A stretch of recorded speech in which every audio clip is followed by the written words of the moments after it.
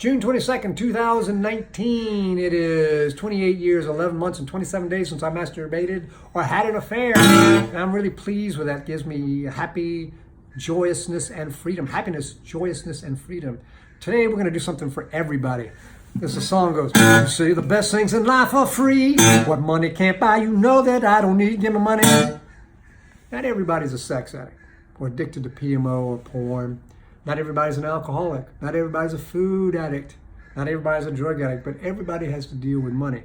Now, the reason this is important, if you don't think it affects you, once you stop PMO and like you want to get a girlfriend or a boyfriend or whatever it may be and start a relationship, 80% of marriages end in America because of money.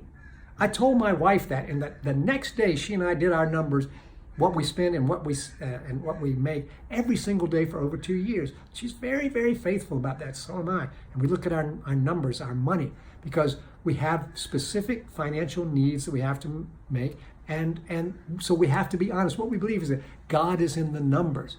My AA sponsor used to say, once you get sober, you only got two problems: romance and finance. And the financial part is a very important part of recovery, because all the time, I had somebody call me just yesterday from Southeast Asia and said, I got all these problems. Actually, it was from, he called me from Pakistan is where it was. I'm so anxious about my work and so anxious about my money that I use porn. And so he's blaming that on that. You can stay sober whether you got financial issues or not. But there are ways to deal with financial issues that help decrease the amount of anxiety. There are two things that I use that I find very, very helpful. And they keep boundaries for me around money, two extremes. One of them is trust God and seek God first, and all these shall be added to you. Seek the kingdom of God, and all these shall be added. That means put your recovery first. Stop acting out with PMO first, and then you're going to be sober enough to work on financial issues. Now, you got to be careful. You can end up like Woody Allen. He said, I need a sign from God. And they said, what do you mean? I said, a large deposit in a Swiss bank account in my name would do. God's not going to do that. But if I put recovery first, then I'm available to do the work I need to take care of myself, to make the money I need to take care of me and mine, my family, my wife, my children, and to share with other people, my friends, to share the wealth so that it goes through me. That's one thing. So trust God, seek the kingdom of God first, and all these shall be added to you. But then there's another extreme, and this comes from the minor prophets, and it says, he was arrogant and never at rest, for he was as greedy as the grave and like death is never satisfied.